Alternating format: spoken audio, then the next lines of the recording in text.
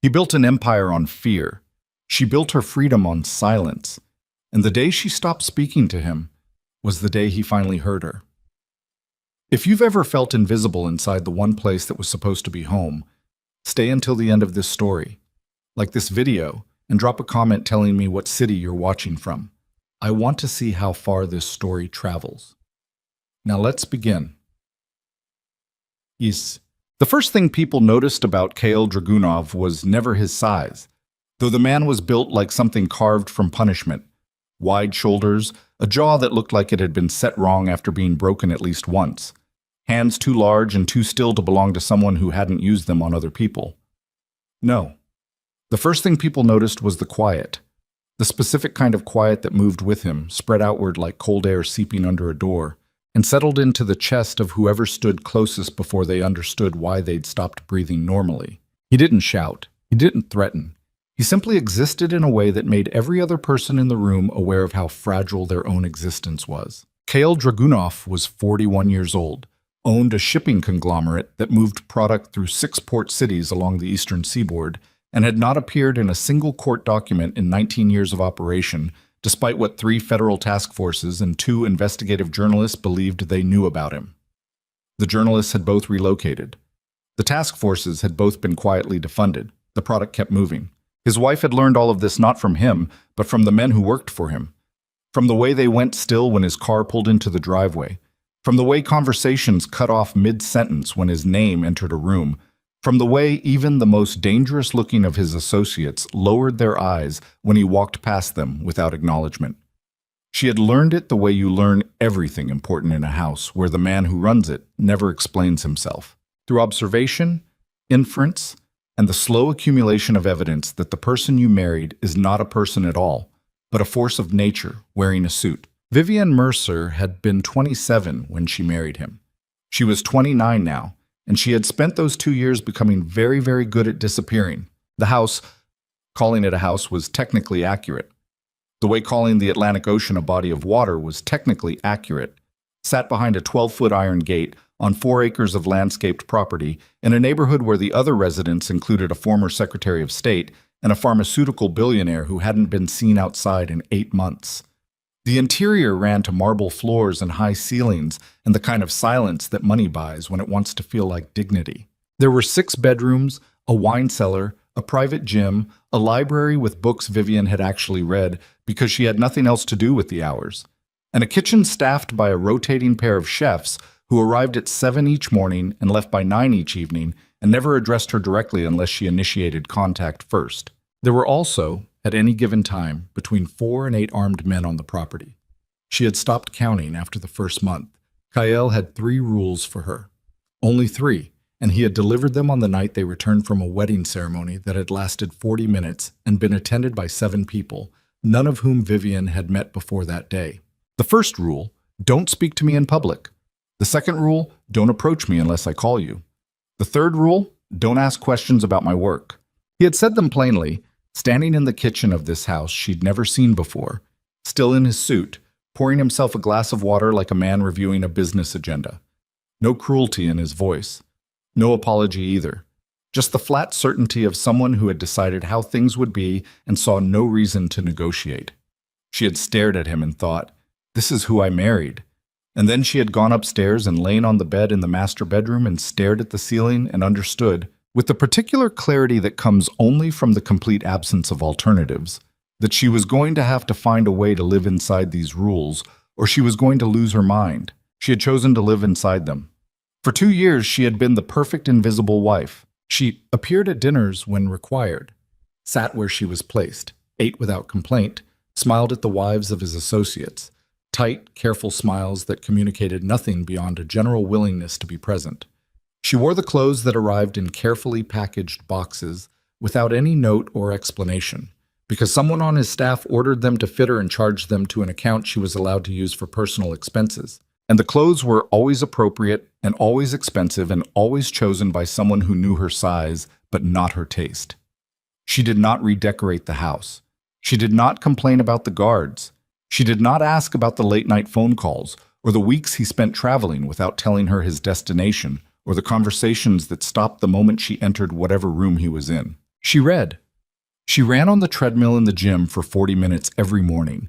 She tended the small herb garden she'd started on the south-facing window ledge of the kitchen's secondary prep room because none of the chefs used it, and the light was good and she needed something living that she was responsible for keeping alive. She drove herself to a neighborhood market 3 times a week in a silver sedan that had a tracking device under the rear axle. She'd found it during her 3rd week in the house. Run her hand along the underside of the bumper, looking for nothing in particular, and felt the small magnetic rectangle and understood immediately what it was and said nothing about it to anyone. She had simply started driving to the market 3 times a week and buying groceries she didn't need and standing in the produce section longer than necessary because the produce section had the best light and the most people moving through it, and she needed at minimum to remember what ordinary life looked and sounded like. This is how Vivian Dragunov, she had taken his name because declining would have created a conversation she wasn't permitted to initiate, spent her days. Carefully. Quietly. With the precise, practiced efficiency of a woman who has learned to take up as little space as possible in a room that was technically hers. She had not cried since month 3, not because things had gotten better, but because she had run out of the specific kind of hope that crying requires. The hope that someone will notice, that it means something, that the water on your face is evidence of a feeling that matters to another person. Kyle slept in the master bedroom 3 nights out of 7 when he was home, and those nights he slept on his side with his back to her, and she lay in the dark listening to him breathe, and felt something that wasn't love, and wasn't hate, but lived somewhere in the space between them, formless and patient and entirely without name. She was good at this, she told herself. She had become genuinely skilled at existing in his orbit without disturbing it. She believed this right up until the Tuesday afternoon in late October when she was standing outside Gallows Market on Delancey Street with 2 canvas bags full of vegetables she didn't need and a carton of eggs balanced on top of one of them, and the strap on the right bag chose that exact moment to give out. The bag hit the sidewalk. The eggs survived somehow. 3 bell peppers rolled toward the curb. A head of garlic separated from itself and sent cloves skittering in 4 different directions. Vivian stood there for approximately 1 second, bag still in hand, watching the garlic explode across the concrete, and felt a specific formless exhaustion that had nothing to do with groceries. "Hey, here, I got it." She looked up. The young man who was crouching down to collect her garlic cloves had the kind of face that hadn't finished deciding what it was going to be yet. Early 20s, angular jaw softened by genuine cheerfulness, flour dusted along his left forearm in a way that suggested he'd been in a hurry when he left wherever he'd come from. He was wearing a culinary school jacket, the name of the school embroidered in small letters above the breast pocket, Meridian Culinary Academy. His name was stitched below that in smaller letters. Noah. No last name, just Noah. He collected the garlic with the careful, quick efficiency of someone used to working with his hands without thinking about it, tucked it back into the bag he'd picked up from the sidewalk, checked the eggs with a brief, practiced assessment, and handed the whole arrangement back to her with a grin that had absolutely nothing calculated about it. "Garlic's fine," he said. "Eggs are a miracle, honestly." Vivian blinked. When had someone last spoken to her like that? Not like the boss's wife. Not like something to be handled with appropriate caution, but just like a person who had dropped her groceries and needed someone to notice. "Thank you," she said, and was surprised to hear her own voice sound almost normal. "You heading far? I can carry one of those. I'm going that direction anyway." He nodded vaguely up the street, in a direction that could mean anything. She should have said no. She understood that clearly. She should have said no thank you and walked to the car and driven home, and that should have been the end of it. The tracking device would record that she'd stopped outside the market for 6 minutes longer than usual, and that would be that. Instead, she said, "Just 2 blocks." He took the heavier bag without making it a thing, fell into step beside her, and asked whether she'd cooked with black garlic before because he'd just started experimenting with it in fermentation, and the flavor profile was genuinely extraordinary. And she hadn't, and she told him she hadn't, and they talked about garlic for 2 city blocks in the pale October light, and she laughed twice, actually laughed, the kind that happens before you can stop it.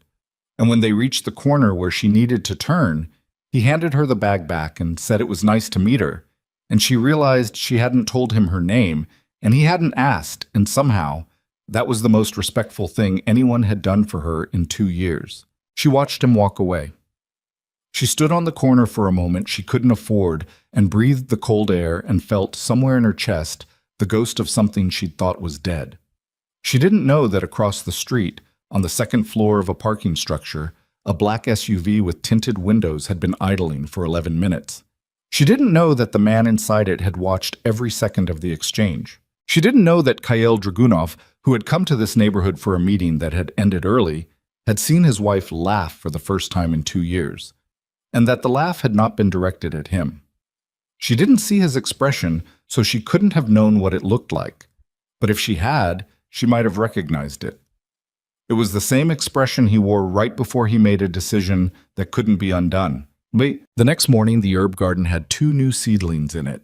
Vivian had bought them at the market, rosemary and thyme, nothing extravagant, and transplanted them into the window ledge planter after dinner the night before. And now she stood in the prep kitchen in the early morning before the chefs arrived and drank her coffee and looked at them and thought about garlic and black fermentation and the specific uncalculated quality of a grin on a face that didn't know who she was. She thought about that grin more than she should have. She had a name now. He'd introduced himself properly at the corner, Noah Carlyle, and mentioned the cafe where he worked part-time while finishing his culinary program, a place on Holt Street called Bramble that she had passed probably 30 times without going inside. She had no reason to go inside. She had no reason to seek out a stranger who'd helped with groceries. She went inside on Thursday. Bramble was the kind of cafe that existed in cities before they become too expensive for places like it to survive. Mismatched chairs, exposed brick, the smell of actual espresso rather than the performance of espresso, a small chalkboard menu in handwriting that had clearly been written by someone who cared more about legibility than aesthetics. Noah was behind the counter, not grinning this time, because he was focused on something at the espresso machine, and he glanced up when she came in, and the focus broke into recognition, and then that grin came back like it had just been waiting. "Black garlic lady," he said. "Vivian," she said, because apparently that was acceptable information to share. "Noah." He already knew she knew. "What can I get you?" She ordered a flat white and sat at the small table by the window, and when the morning rush slowed, he came and sat across from her for 10 minutes, and they talked about the cafe and his program and the difference between French technique and what he called cooking like your grandmother actually ate.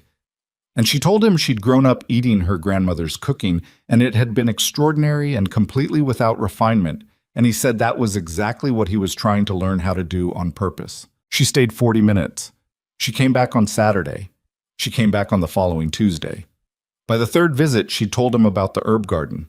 By the 4th, he'd recommended 3 cookbooks she'd never heard of, and she'd ordered all 3 from a bookshop on Crane Street, and they were waiting on the hall table when she got home, and she'd brought them upstairs and read the introductions, and felt something almost like anticipation about the following Tuesday. She did not tell him who her husband was. He didn't ask. He seemed to operate on the principle that people's lives outside the cafe were their own business, which was either genuine respect for privacy or incuriosity, and either way she was grateful for it. He was 23, finishing a 2-year program, dreaming about a small restaurant of his own eventually, and talking to her the way people talk when they aren't afraid of you, which she had forgotten was how people used to talk to her before she'd become an extension of a man the city was afraid of. He asked her once, offhandedly, what she did. She said she managed a household. He nodded like that was a complete answer and went back to talking about the difference between rendering duck fat properly and rushing it. She drove home from these visits with the windows cracked even in the cold, needing the air on her face, needing the particular sensation of being a person moving through the world rather than an object being preserved inside it. She did not examine this too closely. She understood herself well enough to know that what she was doing was not romantic, not dangerous, not betrayal. It was oxygen. It was the bare minimum of human contact that kept the part of her that was still genuinely herself from going dark permanently. She was not naive enough to think Kyle didn't know. The tracking device under the car was still there. She checked periodically. She drove to Bramble on Tuesdays and Thursdays and parked 2 blocks away and walked, partly because she enjoyed the walk and partly because she understood that some things were better left without precise coordinates. And she told herself the distinction was meaningless. If someone was watching, they were watching, But she kept doing it anyway because the walk was hers, and belonging to herself in small ways had become a form of survival. She was right that Kyle knew. She was wrong about how much. He had her followed. Not by the obvious men in the obvious SUVs. Those were for deterrence, for visibility, for sending a message that the boss's wife moved under the boss's protection, and anyone who interfered with that fact was making a choice with permanent consequences. No, the man who followed Vivian into Bramble and sat at the corner table with a newspaper and an Americano was someone she'd never seen before and would never see again, and he filed reports with a single point of contact who compiled them into a document that landed on Kyle's desk every Thursday evening. Kyle read them, all of them, every line. He read that she ordered a flat white, that she sat by the window, that she talked to the culinary student for between 10 and 40 minutes, depending on how busy the cafe was, that their conversations were entirely public, entirely mundane, and had never once escalated beyond the kind of exchange that two people have when they are genuinely just talking. He read that she laughed in the cafe with a regularity that the man writing the report noted in a clinical, neutral tone that nonetheless managed to communicate surprise. Dragunov's wife, who appeared at functions with the composed stillness of someone used to not being addressed, laughed easily in this cafe, often, at small things that weren't particularly funny. He read this report every Thursday evening. He said nothing. He did not increase her security. He did not restrict her movements. He did not... And this was the thing that his most senior associate, a Ukrainian man named Borisov, who had been with him for 14 years and had developed a finely calibrated sense of when Kyle was about to make a decision that would require cleanup. He did not do the obvious thing, which would have been to simply remove the culinary student from the equation before the situation developed any further weight. Borisov noticed this in action and understood it the way you understand a crack in a dam. Not as evidence that the dam is fine, but as evidence that pressure is building somewhere you can't see yet. He watched and waited. The charity gala was announced 3 weeks into Vivian's Tuesday-Thursday arrangement with Bramble and with Noah Carlyle's uncomplicated company. It was an annual event, the Meridian Foundation's showcase dinner, 500 guests, the kind of attendance that was functionally mandatory for anyone operating at KL's level of the city's invisible hierarchy. Black tie. The Grand Aldermere Hotel. 8 p.m. Vivian received the information the same way she received all schedule information, through Marcus, KL's household coordinator, who slid a small card under her sitting room door 3 days before the event, with the time and dress code and the instruction to be ready at 7:30. No note, no conversation, just the card, the expectations, and the assumption that she would comply. She would comply. She had complied at every event for 2 years, standing at the appropriate distance, wearing the appropriate expression, making the appropriate amount of small talk with the appropriate people, and never, not once, violating the rules. Don't speak to me in public. Don't approach me unless I call you.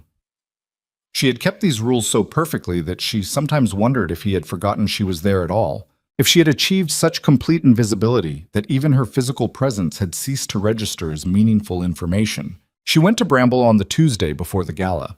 Noah was experimenting with a brown butter preparation and had, apparently, made too much of it, and there was a small ceramic dish of brown butter shortbread on the table when she arrived, warm, with a dusting of sea salt on top, and he said he needed honest feedback because he was thinking about adding a pastry component to his final project and wasn't sure about the salt ratio. She ate 3 of them and told him the salt ratio was perfect and that if he changed it, she would be disappointed in him personally. He laughed. She laughed.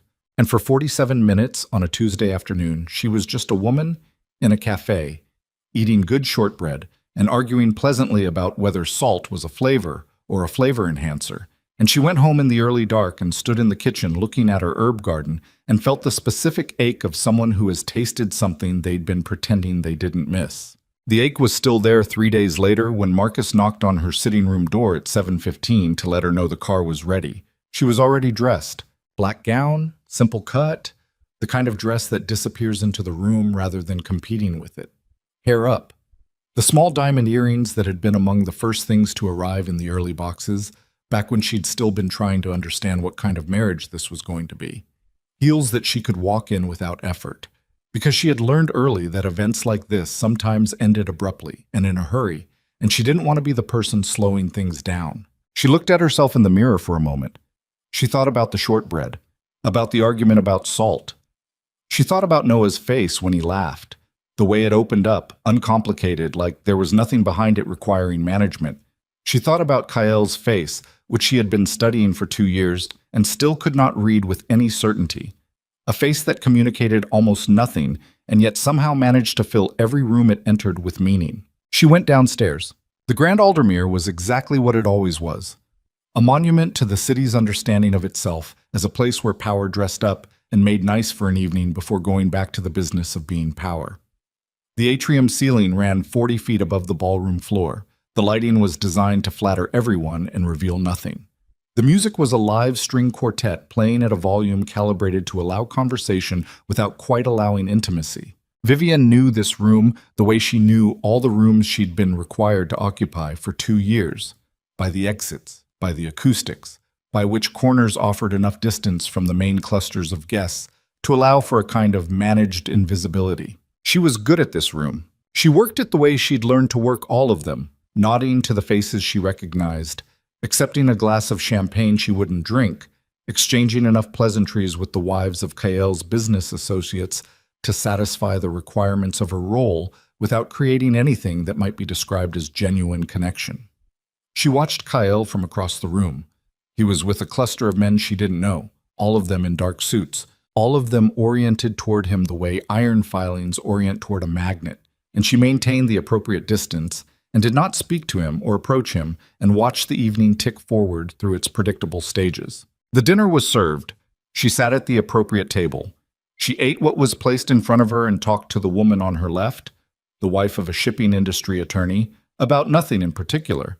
And the woman was pleasant enough in the carefully and curious way that most people in this world were pleasant. They knew better than to ask Vivian questions that might reveal how little she knew about her own husband's affairs. So they talked about the food and the decor and the charity's admirable work, and nothing that required honesty from either of them. The after-dinner portion of the evening began.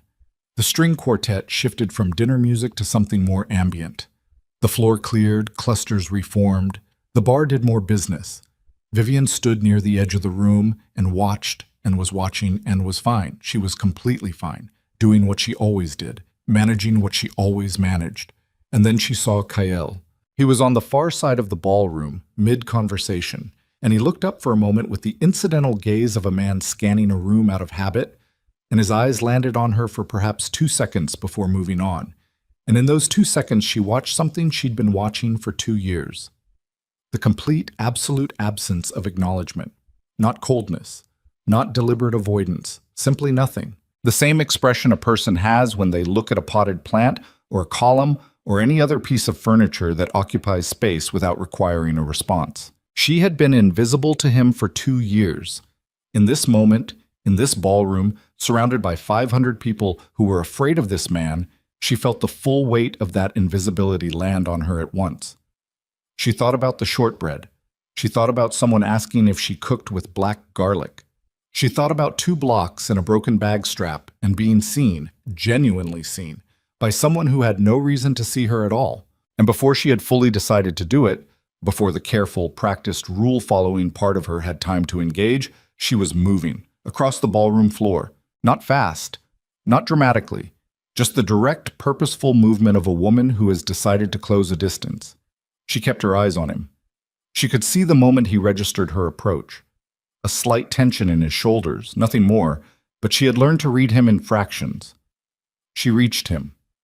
She touched his arm, gently, the lightest possible contact, the way you touch someone when you want to indicate that you are speaking to them specifically and not the room.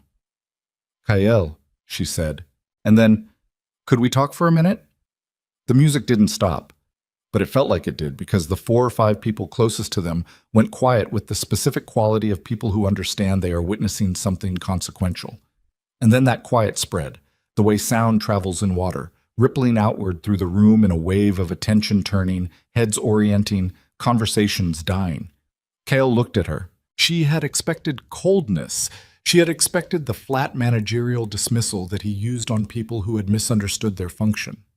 She had not expected what she saw, which was something she could only describe later as a kind of terrible control. A man containing something enormous by sheer force of whatever he was made of, and not quite succeeding. His voice was not quiet. "Don't speak to me in public." 4 words. The same 4 words he'd given her on their wedding night, in the kitchen, pouring water. But here they landed differently, because here they were surrounded by 500 witnesses, and here they were not information but judgment, and every single person in the room understood exactly what they meant, that the Mafia Boss had a wife, and the wife had forgotten her place, and the reminder was going to be public and final. The silence in the ballroom was total. Vivienne stood completely still. She looked at him for a long moment, long enough that the room held its breath, long enough that she could see something shift almost imperceptibly in his face. Not regret, nothing so human as regret, but something adjacent to it, something that knew it had gone too far, even as it couldn't stop itself. Then she smiled. It was not a small smile or an embarrassed smile or the careful, managed smile she used at his events. It was something else, full, deliberate, and aimed precisely at him like the world's quietest weapon. And then she turned, and she walked away, and she did not look back, not once, not even when she felt the weight of his gaze following her all the way across the ballroom floor and through the door and out into the cool, dark air of the night. In the car on the way home, she sat in the back seat and looked out the window at the city lights and felt something clarifying inside her chest. Not anger, not humiliation, though humiliation was certainly there. Something cleaner and more dangerous than either of those. She had been invisible for 2 years. She had spoken 4 words in public, and he had told her in front of 500 people that her voice had no place in his world. Fine. She understood rules. She would follow this one so precisely, so completely, so perfectly that he would spend the rest of his life understanding exactly what he had asked for. From this night forward, she would never speak to him in public again. Not once. Not ever. But she would speak to everyone else. She arrived home and went upstairs and sat on the edge of the bed in the dark bedroom and felt the cold air from the cracked window on her face and thought about all the people in that ballroom she hadn't spoken to, the waitstaff moving through with trays, the coat check attendant who'd smiled at her when she arrived, the woman playing second violin in the quartet who'd had a run in her stocking and probably didn't know it. Tomorrow, she was going to Bramble. She was going to eat brown butter shortbread and argue about salt and laugh until it was real. And Kyle Dragunov, who had spent 14 years building a world where no one ignored him, was about to discover that there is exactly one thing more disorienting than being feared, being invisible to the one person whose attention you want. The car pulled into the driveway. The gates closed behind it. Inside the Grand Aldermere, the string quartet was still playing. And somewhere in the back of his throat, for the first time in years, Kyle Dragunov felt something he almost didn't recognize. The first cold edge of want. The morning after the gala, Kyle came home at 4:15 a.m. Vivienne knew the exact time because she had not slept. She had lain in the dark with her eyes open and listened to the house the way you listen to a body, for irregularities, for the sounds that don't belong. And when she heard the front door, then the measured weight of his footsteps crossing the marble foyer, then the particular silence of a man standing outside a bedroom door and not opening it, she breathed very slowly and did not move. He stood outside the door for perhaps 30 seconds. Then he went down the hall to his study. She listened to the study door close and stared at the ceiling and felt nothing she could name cleanly. There was anger in there somewhere, compressed into something too dense to move. There was also something that might have been grief if she'd been willing to look at it directly, which she wasn't, because grief required believing something had been lost, and she was no longer certain anything had ever been there to lose. She got up at 6, made her own coffee in the prep kitchen because the chefs didn't arrive until 7, and she preferred the hour before them anyway. The house was quietest then, the guards outside doing their rotations in the pale early light, the whole property suspended in a temporary stillness that felt, if she didn't think about it too hard, almost like solitude rather than captivity. She drank her coffee standing at the window above the herb garden. The rosemary had put out new growth overnight. She noted this with a feeling she recognized, small, private satisfaction, the kind that required no one else's participation. She heard him before she saw him. The study door, his footsteps again, different now, slower, with the particular drag of a man who hadn't slept either, though he would never move in a way that made that obvious to anyone else. He appeared in the kitchen doorway in yesterday's shirt, with the jacket gone and the sleeves rolled back and the collar open. And he looked at her standing at the window with her coffee and said nothing. And she looked at the rosemary and said nothing. And the kitchen held both of them in complete silence for a full minute. He crossed to the coffee maker. She didn't move. He poured a cup, and she was aware of him the way you're aware of weather. The pressure of his presence, the atmosphere that shifted whenever he entered a space. And she looked at the herb garden and thought about shortbread and said absolutely nothing. He stood 6 feet away from her and drank his coffee. She drank hers. He said finally, "Vivian." She turned and looked at him, directly.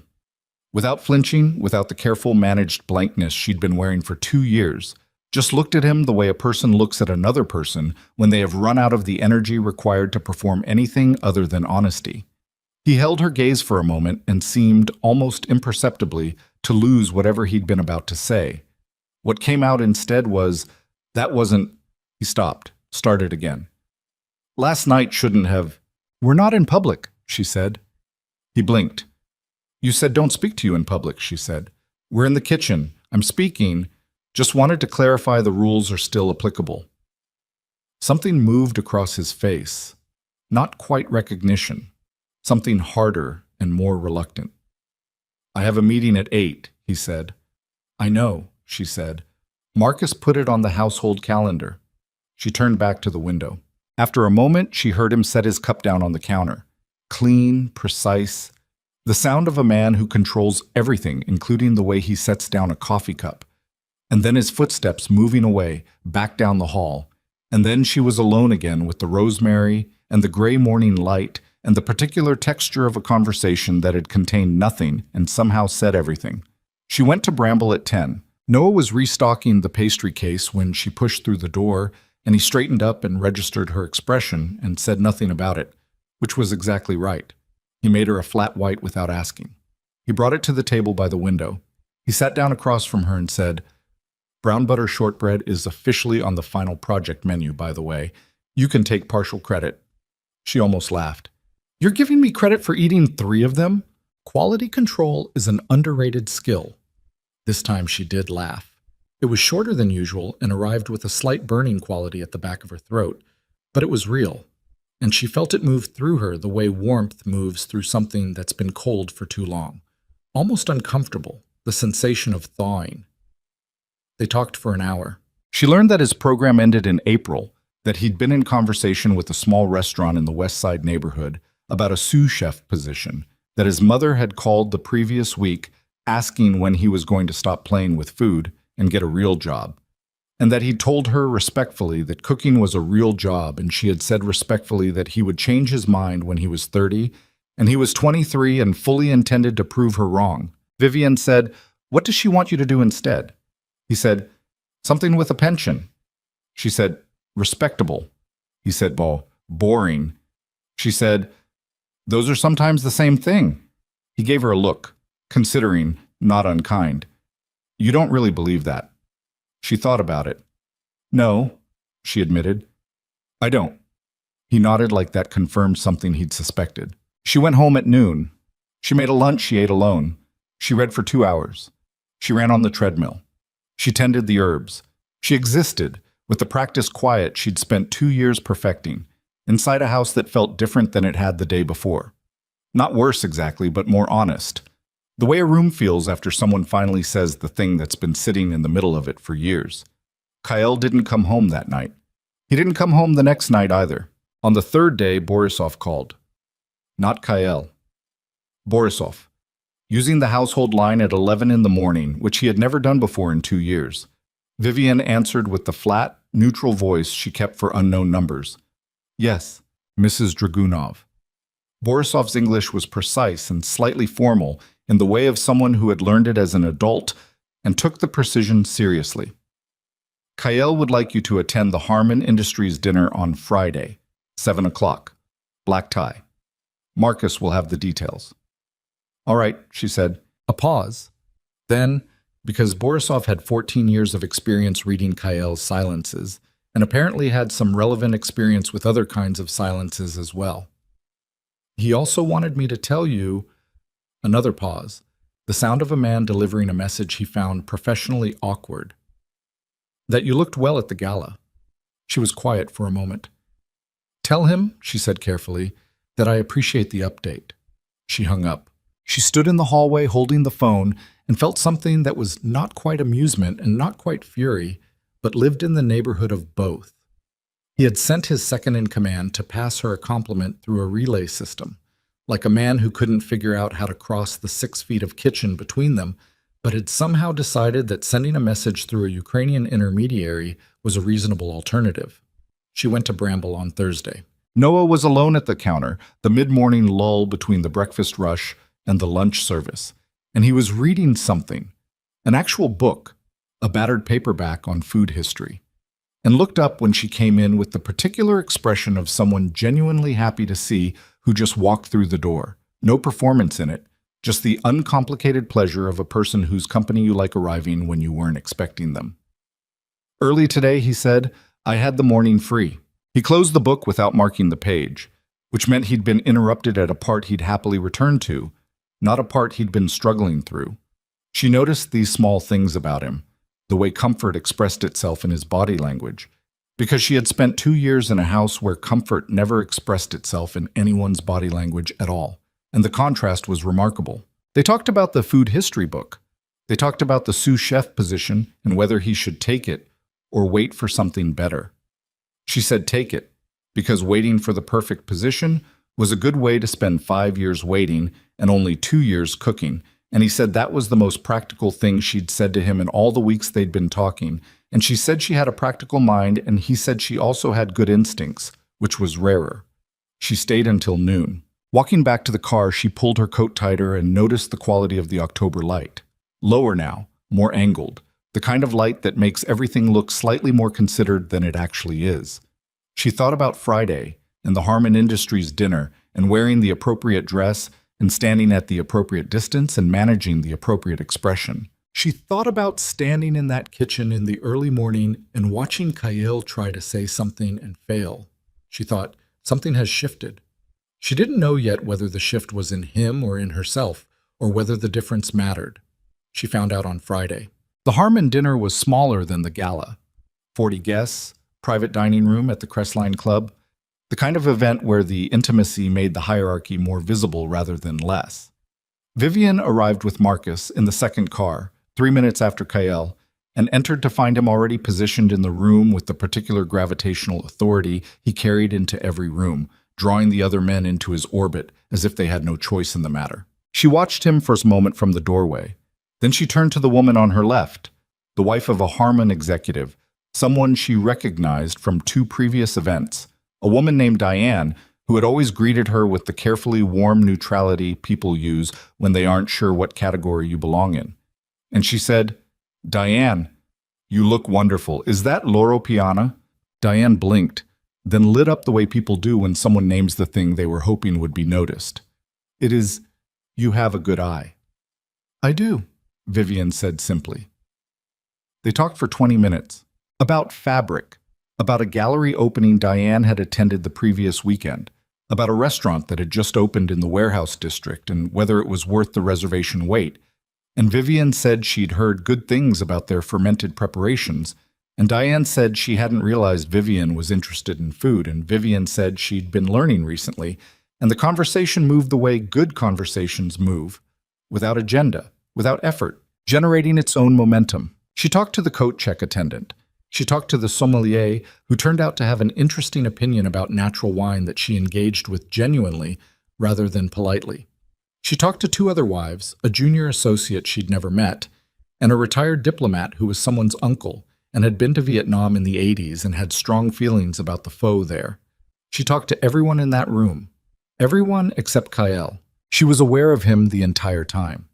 She could feel the precise location of him, the way you feel the source of heat in a cold room, without looking directly, just by the warmth on one side of your face.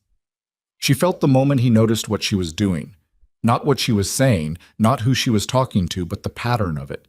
The deliberate, careful, complete omission of him from a social landscape she was navigating with visible fluency. She felt him register it the way a person registers an alarm that's just slightly below the threshold of sound, not consciously, but in the body, in the specific tension of someone who has identified a signal they don't have a name for yet. She ate dinner.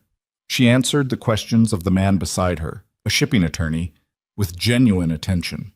She laughed at something Diane said from across the table, a real laugh that carried. She did not look at Kyle. She looked at everyone else. And across the table, she could feel, in the specific, particular way she had learned over 2 years to feel things in this marriage without having them confirmed by any conventional means, that this was landing somewhere in him, not where she expected, not as anger, not as the cold managerial irritation of a man whose rules are being technically obeyed while being essentially dismantled. Something rawer than that. Something he didn't have the fluency to manage. She went home in the second car, as always. She lay in the dark, as always. He didn't come to the bedroom, as was increasingly his custom, but at 2 a.m. she heard his footsteps stop outside the door, and this time they stayed for longer than 30 seconds. She counted. She got to 90 before they moved away. She lay in the dark and breathed and felt the number settle into her chest like a stone dropping into still water. 90 seconds. Something was building. She didn't know yet how fast. On Monday, she went to Bramble. Noah had a new experiment, a brown butter cake with a salted caramel interior, and he needed, he said with considerable seriousness, an honest assessment because his instructor had told him it was technically correct, and he was worried technically correct meant not actually good. She tasted it. It was extraordinary. She told him so in specific terms. The balance between the salt and the caramel, the texture of the crumb, the way the brown butter came through in the finish rather than the front of the flavor. He looked at her across the table. "You've gotten better at this," he said. "I've been paying attention." "To what?" "To what I actually think," she said, "instead of what I'm supposed to think." He considered that. "Is there usually a difference?" She looked out the window at the street. A couple walked past, arguing about something, close enough to be heated, close enough to be intimate. "Sometimes," she said, "sometimes there's a significant difference." He nodded slowly, and then, "Is everything okay with you? You don't have to tell me anything. You seem like you're carrying something this week." She looked back at him. She thought about what to say. She thought about the rules, about the kitchen at 6 a.m, about Borisov calling to relay a compliment through 2 degrees of separation, about the footsteps outside the door, and the 90 seconds. "I'm fine," she said, "just figuring some things out." He accepted this with the same uncomplicated grace he accepted everything, without interrogation, without performance, as simply a piece of information that she had chosen to share, and that he would hold without making anything heavy out of it. "Fair enough," he said. "More cake?" She said yes. She stayed for an hour and 20 minutes. It was the longest she had stayed since the visits began, and she didn't notice the time until she looked up and realized the afternoon light had shifted and she needed to get back. She gathered her coat, and Noah walked with her to the door. Just to the door. An ordinary thing. The thing you do when you like someone and you're not in a hurry. And she said she'd see him Thursday. And he said he'd probably have the final version of the shortbread recipe figured out by then. And she said good, because she had notes. And he laughed, and she pushed through the door into the cold. She was halfway down the block when she became aware of the car. Not the silver sedan she drove. A different car. Dark, parked at the near end of the block, occupied. She didn't look directly at it. She had spent 2 years learning how to be aware of surveillance without reacting to it, how to feel the shape of being watched without letting it change the shape of your movements. She walked to her own car, unlocked it, got in. She sat for a moment before starting the engine. The dark car didn't move. She drove home.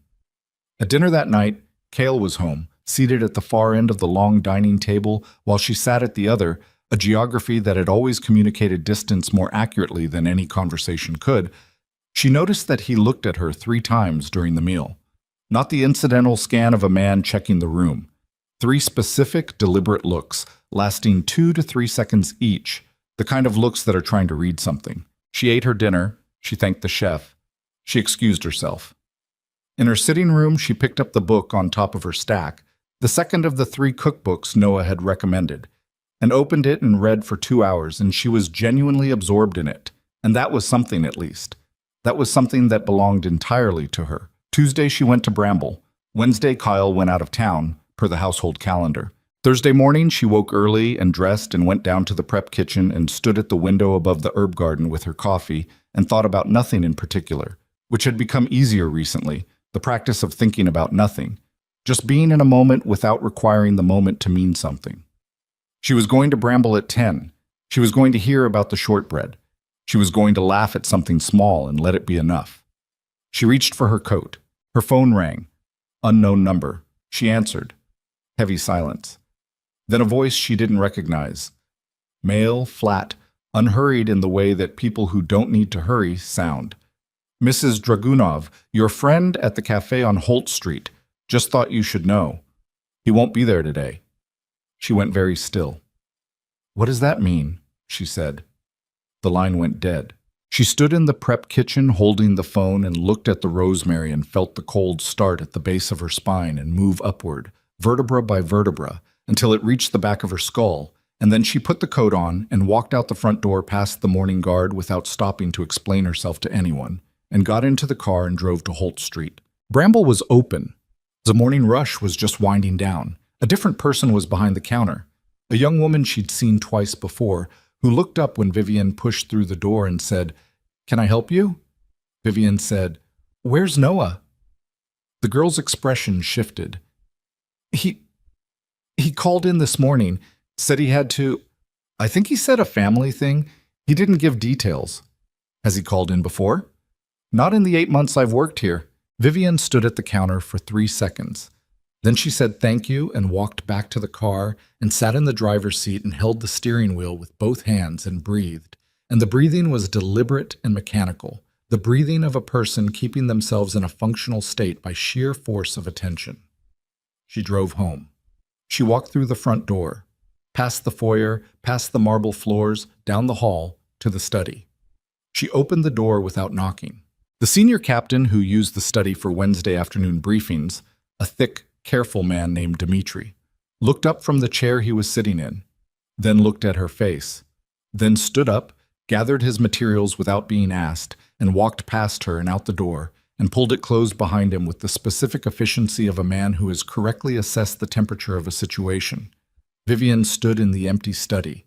Kyle was out of town. She knew that. She looked at his desk, the clean surface, the single document folder in the center that his staff always left for his return, the small framed photograph, the only personal object in the room, of a coastline she'd never been able to identify, taken from a height, the water below dark and immense. She picked up her phone. She called his direct number, the one she had been given on their wedding night and had used exactly once in 2 years for a household emergency involving a gas leak that Marcus had panicked about. He answered on the second ring. Vivian. Not a question. He'd seen the number. His voice was even, controlled, giving away nothing. She said, "Where's Noah Carlyle?" A pause. Not a long pause. 2, maybe 3 seconds. The pause of a man deciding not which answer to give, but how much of the true answer to give. "He's fine," Kale said. "That's not what I asked." Another pause. "He relocated. This morning, new city, new opportunity. He's being taken care of." The cold moved through her again. Different this time. Not fear. Something with more heat in it than fear. "You moved him," she said. "I made arrangements." "You made arrangements," she repeated, and heard her own voice and was slightly surprised by the steadiness of it. "Because he helped me carry groceries. Because he made me coffee. Because he was a 23-year-old culinary student who talked to me about salt ratios and didn't know who you were." He was developing a familiarity. "He was my friend," she said. "My only one. In 2 years in that house, Kyle, the only person who talked to me like a person was a kid who worked in a cafe, and you moved him like he was a chess piece because it made you uncomfortable." Silence. Real silence this time. Not the pause of a man calculating. The silence of a man who has heard something and cannot immediately formulate a response to it. She said, "You told me not to speak to you in public." Her voice was very quiet now, quieter than anger. "So I'm speaking to you here." She heard his breath on the line. Slow, controlled.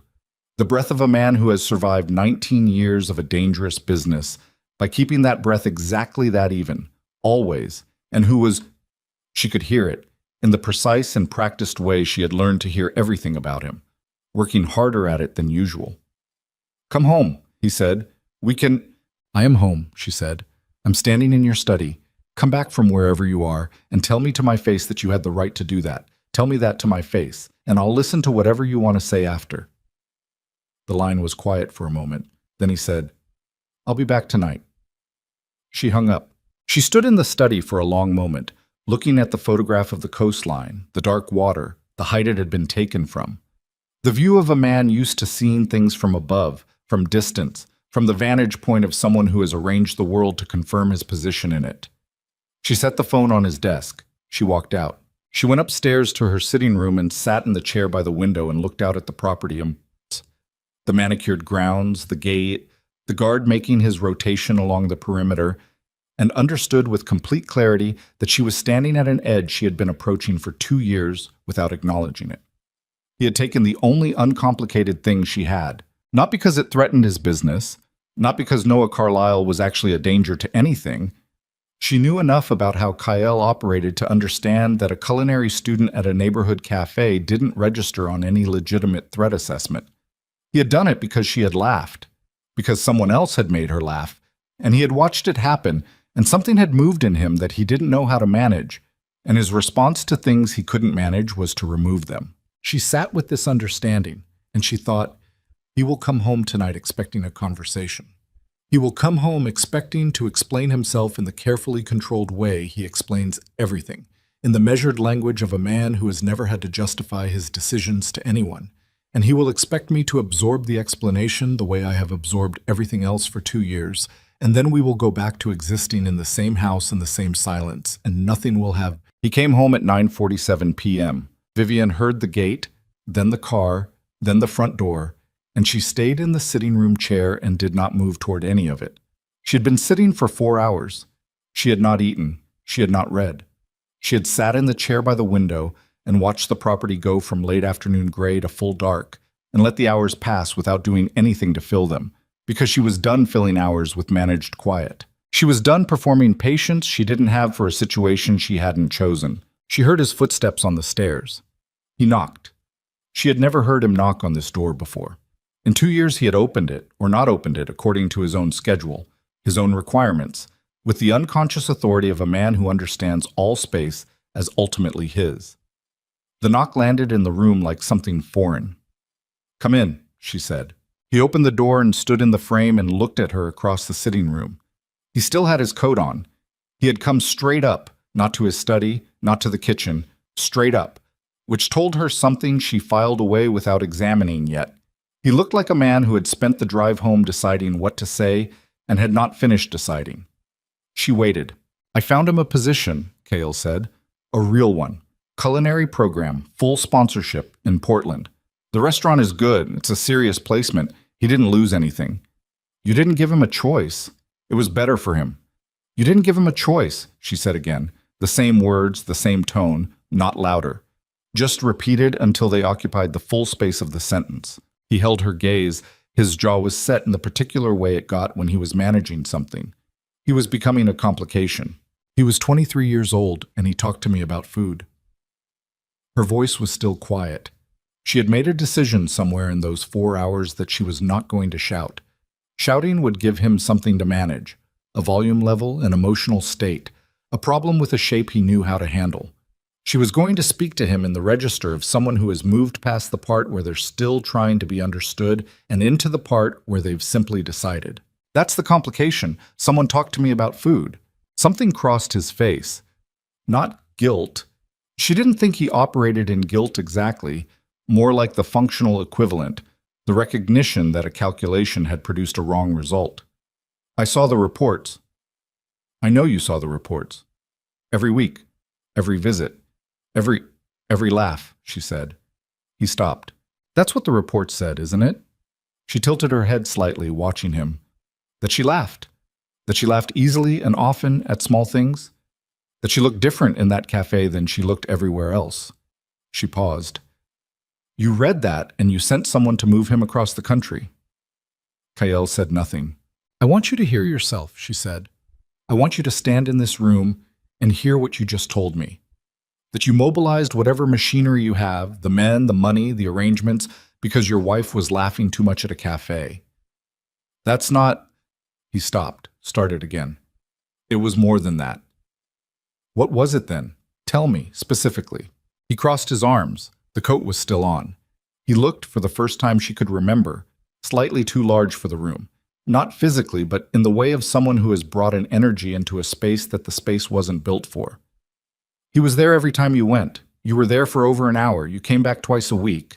You told him things. About cooking. About yourself. She was quiet for a moment. I told him I had a herb garden. I told him I grew up eating my grandmother's food. I told him a culinary student should take a job offer rather than wait for something perfect. She let that sit.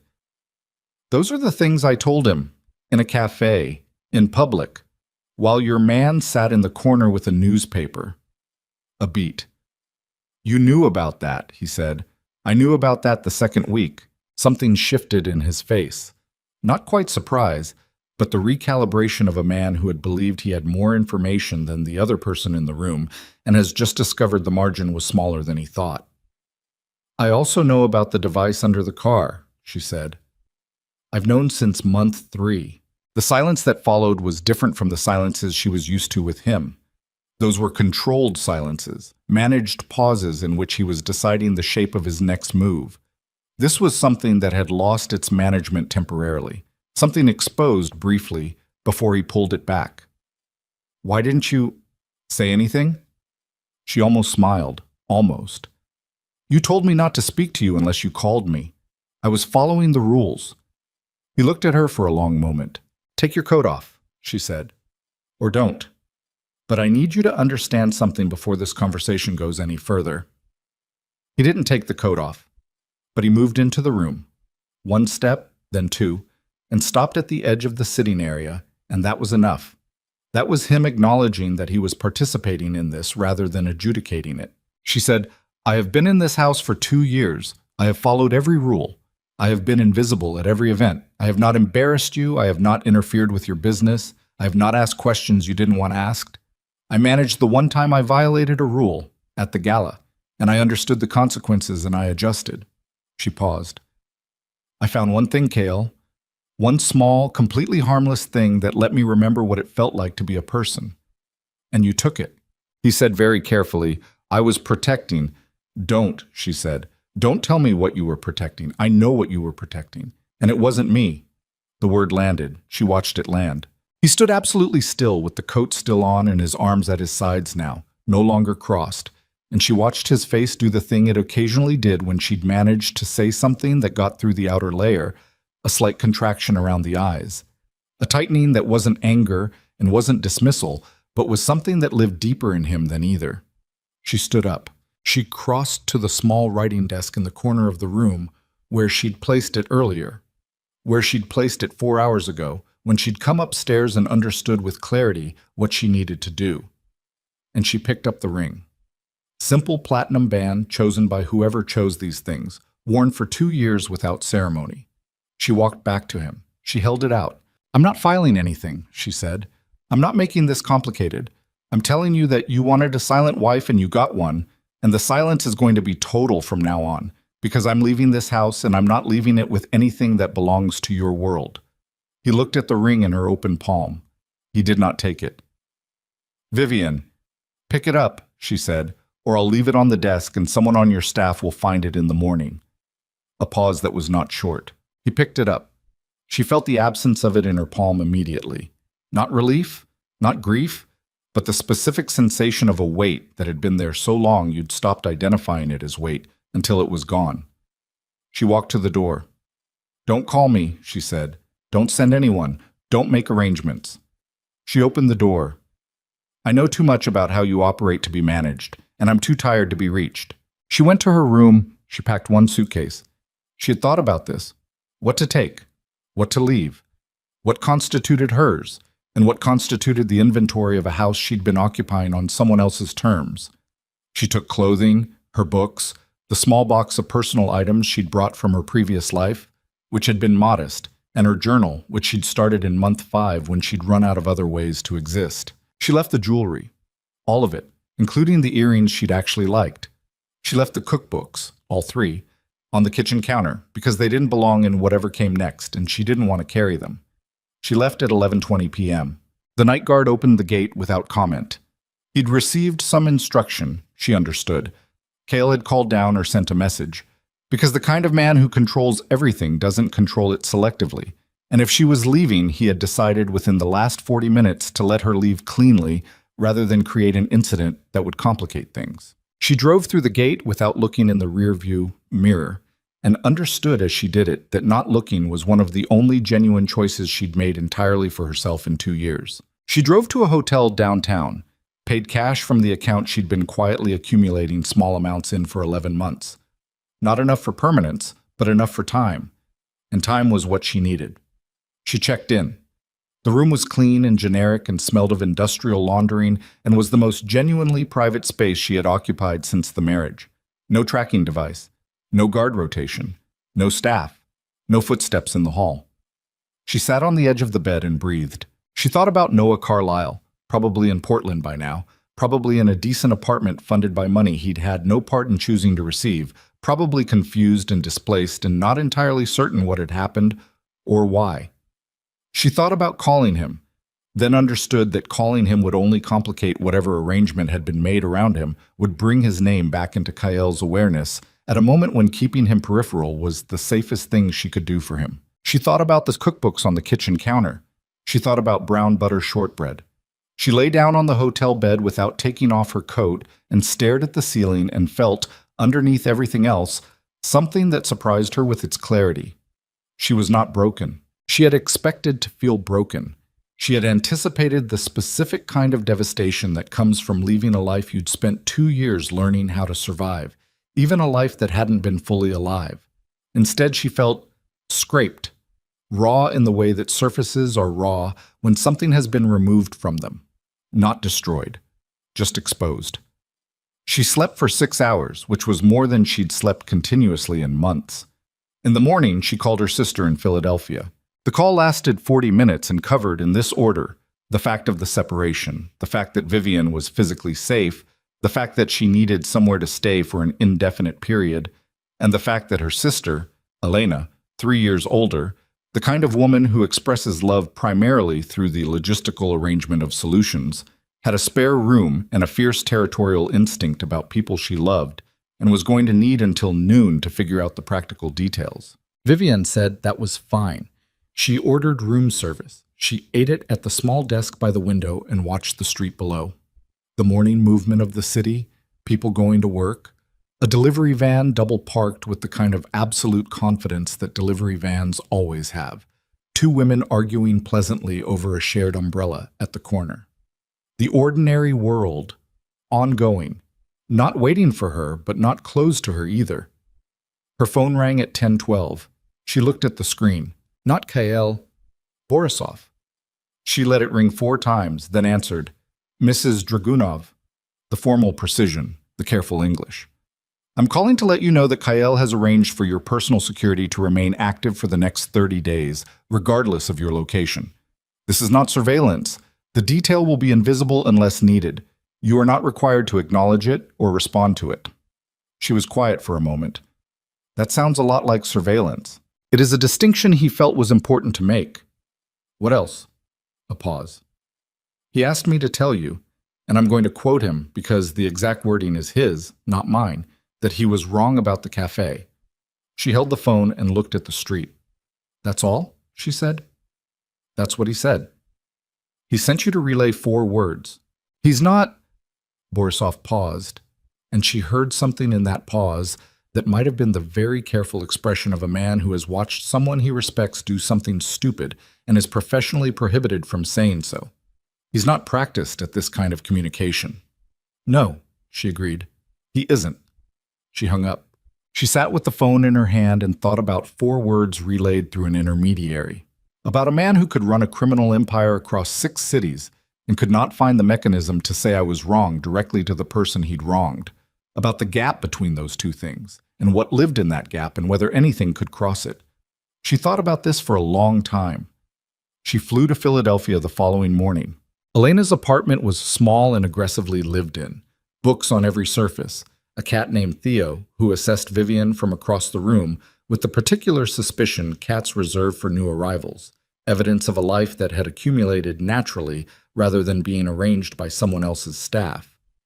Vivian stood in the spare room with her single suitcase and looked at the small window that faced a brick wall and felt something unlock in her chest. It wasn't beautiful. It was hers. Elena made pasta for dinner and didn't ask the question she clearly wanted to ask, and instead talked about her own work. She was a landscape architect, always mid-project, currently arguing with a municipal parks department about the appropriate root depth for urban elm trees. And Vivian listened and ate and felt, with each passing hour, slightly more like a person who existed in continuous time rather than in managed segments of someone else's schedule. After dinner, Elena sat across from her at the small kitchen table and said, "How bad was it?" Vivian considered the question. "It wasn't violent," she said. "It wasn't... He never hurt me. Not the way that word means. But I was invisible for 2 years inside a house with 6 bedrooms and 8 guards, and I forgot what my own laugh sounded like until a stranger reminded me." Elena looked at her for a moment.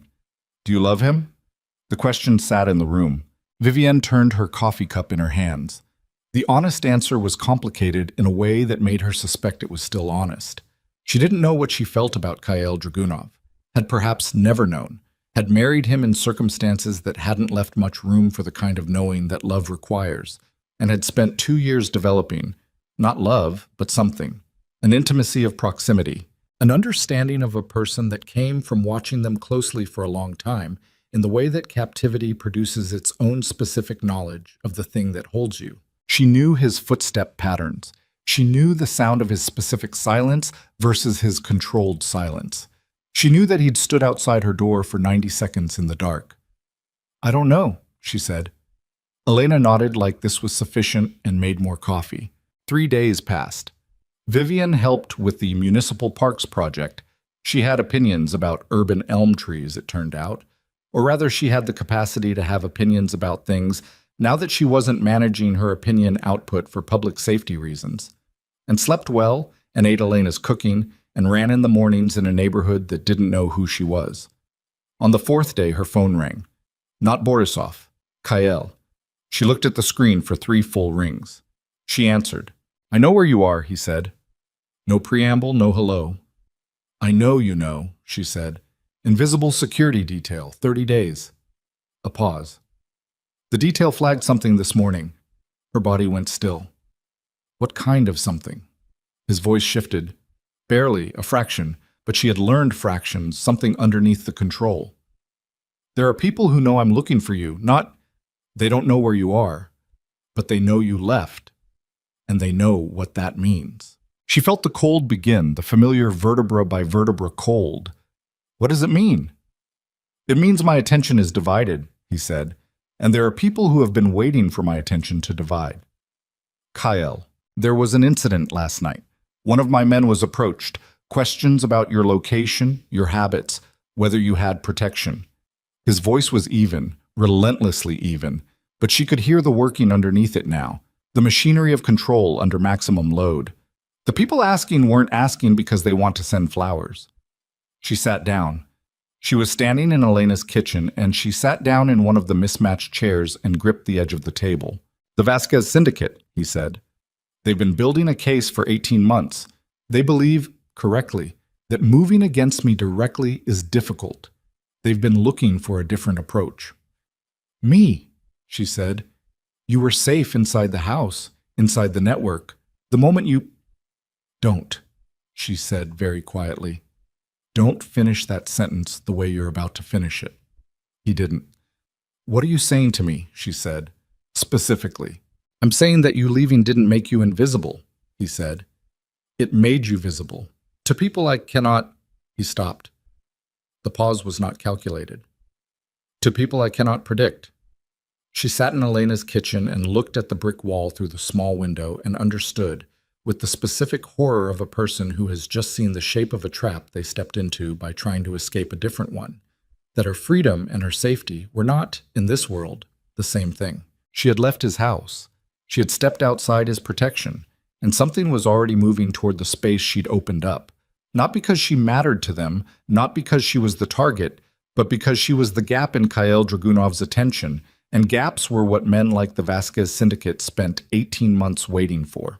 "What do you need from me?" she said, and hated the sound of the question, hated that it was the right question to ask, hated most of all that she knew him well enough to know he hadn't made this call to frighten her or manipulate her back into the house, but because the threat was real and he was, in his way, the only person in a position to— "Stay on the phone," Cale said. She was already standing. "Elena's here. Get her out of the apartment, now. Don't explain, just move her." Vivian was already crossing the kitchen. Elena was in the living room with the cat and a Parks Department report spread across the coffee table, and she looked up at Vivian's face, and the report slid off her lap onto the floor, and she said, "What?" "We need to leave," Vivian said. "Right now. Don't pack. Keys and coat." Elena didn't ask twice. That was the thing about her sister. She processed urgency without requiring its explanation first. She was up and moving before Vivian finished the sentence, grabbing her coat from the hook by the door, keys already in hand, the cat deposited with a single practice motion into the carrier by the door, as if she'd rehearsed for exactly this. Vivian had the phone back to her ear. "We're moving. There's a black Suburban 2 blocks north on Crane," Kyle said. "Driver's name is Reyes. Tell him your name. Get in." "How long has he been there?" "Since yesterday morning." She absorbed this without stopping moving. They were in the hallway now, Elena pulling the door shut, the two of them taking the stairs rather than the elevator because Vivian had learned from 2 years of proximity to careful men that elevators were rooms with one exit and one entrance, and both of those were the same door. "You had someone outside her building before you called me," Vivian said. "Yes." "You knew yesterday." "I was managing the information I needed to verify before—" "Kyle." She pushed through the ground floor door into the pale morning air. The street was ordinary. A woman walking a dog. A man with coffee. The Suburban was exactly where he said, dark and still, and the driver's window came down as she approached. "Reyes?" "Mrs. Dragunov." The man was compact, maybe 40, with the particular quality of stillness that she had learned to associate with people who had been trained to be dangerous.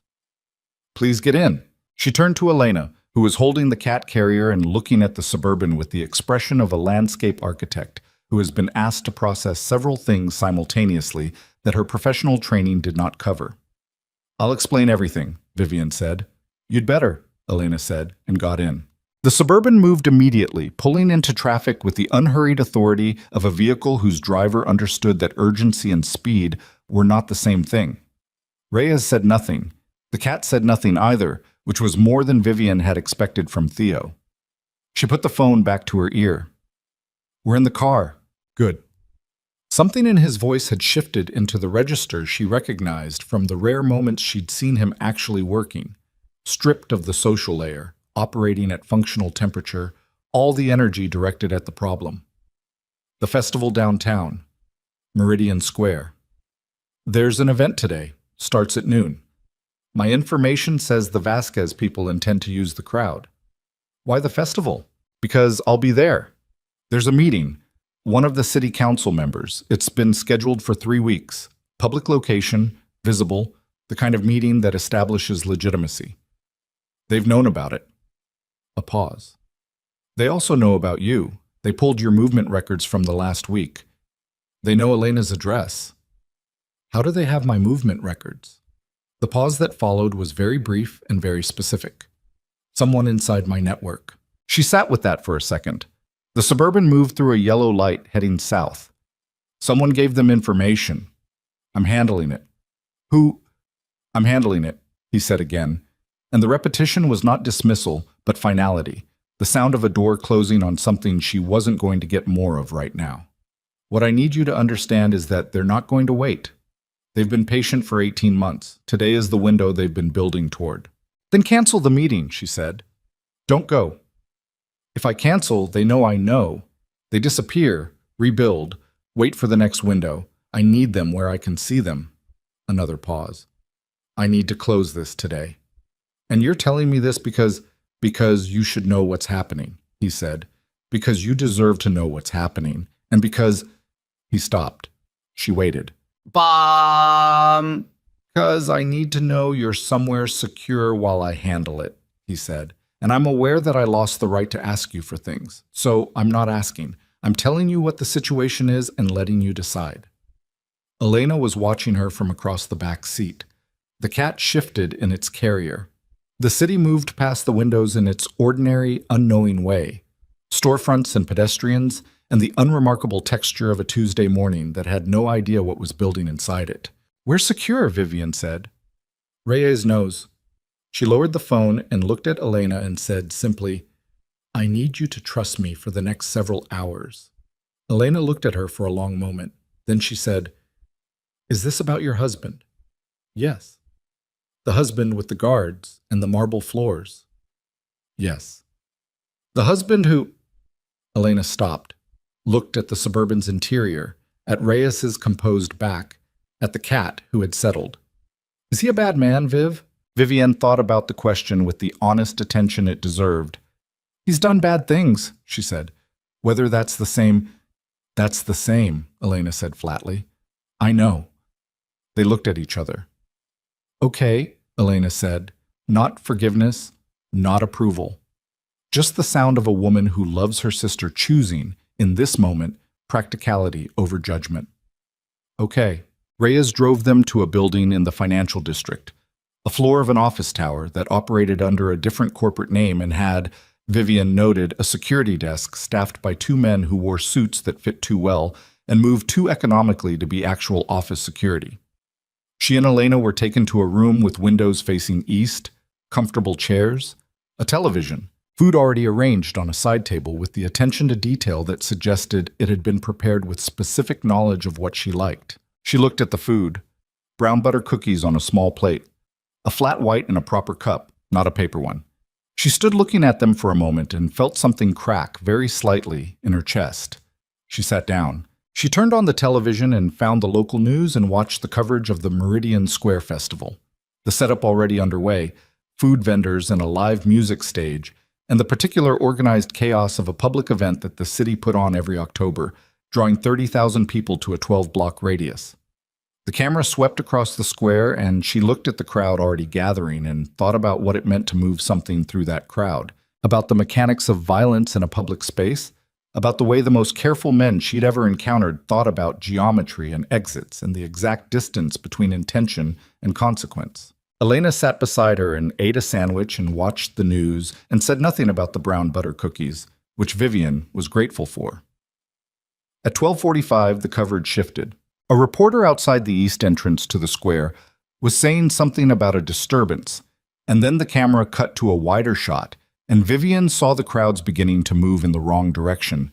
Not the aimless drift of people changing their minds about lunch, but the urgent animal surge of people who have heard something that their bodies have processed before their minds have caught up with. She was out of her chair before she understood why she was out of her chair. Vivian. Elena reached for her arm. Stay here, she said. Don't leave this room. She went to the door. One of the suited men was already there, hand raised, not aggressive, but definitive. Mrs. Dragunov, you need to stay inside. What's happening at the square? We're getting information. I can see the television, she said. What is happening? He held his position. His earpiece crackled. He listened to something she couldn't hear, and his expression adjusted by a fraction. Not the fraction of someone receiving good news. There's an active situation. We're monitoring it. Where is he? Ma'am, where is Kyle?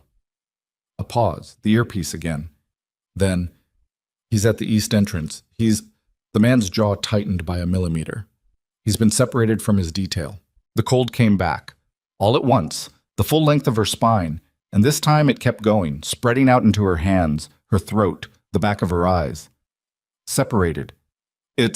She moved. Not past him. She wasn't stupid enough to think she could physically get through a man who was trained and positioned and had instructions. She moved to the window instead, pressing close to the glass, looking out at the city below, looking south toward the 12-block radius she couldn't see from here but could orient herself toward. And she stood there with her hands flat against the glass and felt the cold in her palms and thought about the geometry of what was happening. Someone inside his network had given information to the Vasquez syndicate. They knew about the meeting. They knew the location. They knew his schedule.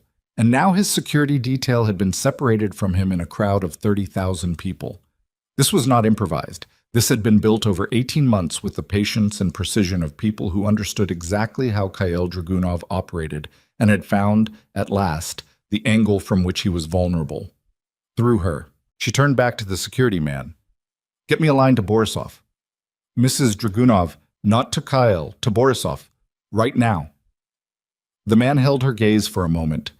Then something shifted in his professional assessment of the situation, possibly because she was looking at him with the specific expression of a woman who had spent 2 years inside that world and was not as manageable as she appeared. He spoke into his earpiece. He waited. He held out a phone. She took it. "Borisov, Mrs. Dragunov." His voice was tight in a way she had never heard it. Borisov was a man of consistent temperature. She had formed this opinion over 2 years of peripheral observation, and it had never been challenged until this moment. "You should stay." "Tell me where he is." "We're working to—" "Tell me where he is right now, or I call every number in this phone until I find someone who will." A beat. "He moved to the central stage area," Borisov said. "We lost visual approximately 4 minutes ago. We have men repositioning." 4 minutes. In a crowd of 30,000, with people moving in panic, with a syndicate that had spent 18 months planning this specific scenario, 4 minutes was not a gap. It was a conclusion. She looked at the phone in her hand. She thought about 2 years of learning his footsteps. She thought about 90 seconds outside a door. She thought about brown butter cookies on a plate, about someone who knew, who had taken the time to find out and to make sure what she drank and what she liked to eat and what that particular gesture might mean. She thought about a man who couldn't find the mechanism to say I was wrong to her directly, but had sent it through every channel available to him except his own voice. She thought about the gap between those two things and whether it was crossable. She said, "I'm going to the square."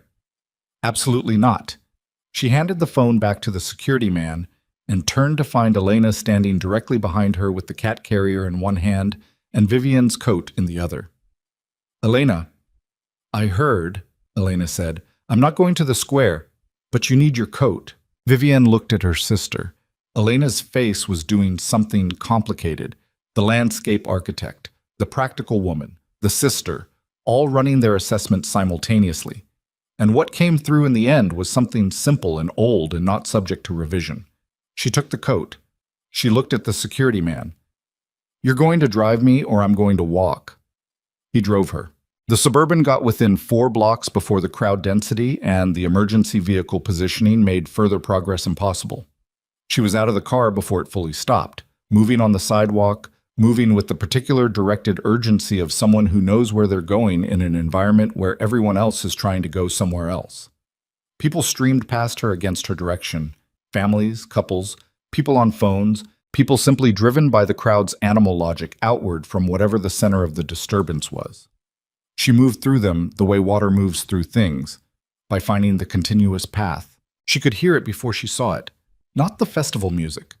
That had stopped. Something else. The specific acoustic signature of a crowd that has encountered something it doesn't want to be near, the sharp, involuntary sounds of people moving fast for reasons they don't fully understand yet. She came around the corner of the central stage area and saw the space had mostly cleared. A rough circle of empty ground, maybe 40 feet across. The kind of space that opens up when something is happening in its center, that people understand at an instinctive level they should not be adjacent to.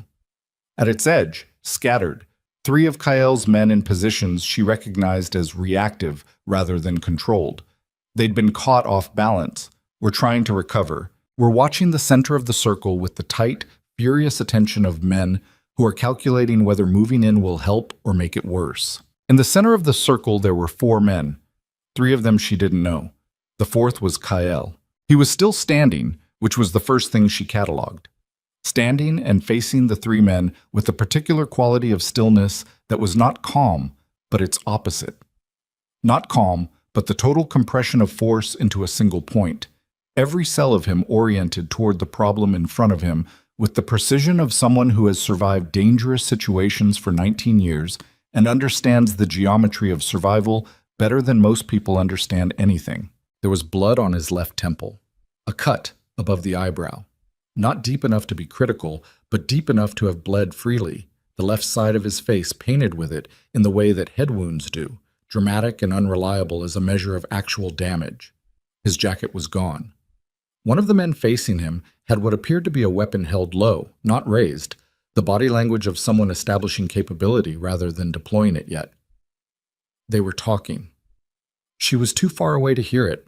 She was moving before the calculation finished, not running, because running in a crowd produces panic, and panic was not what this situation needed, but moving fast, with purpose, crossing the open space between the edge of the crowd and the edge of that circle in what felt like no time at all, and also like a very long time, the specific temporal distortion of moments that matter, and she was aware of Kael's men registering her approach and not moving to stop her, because stopping her would require moving, and moving would change the geometry, and changing the geometry right now might make everything worse. She reached the edge of the open space.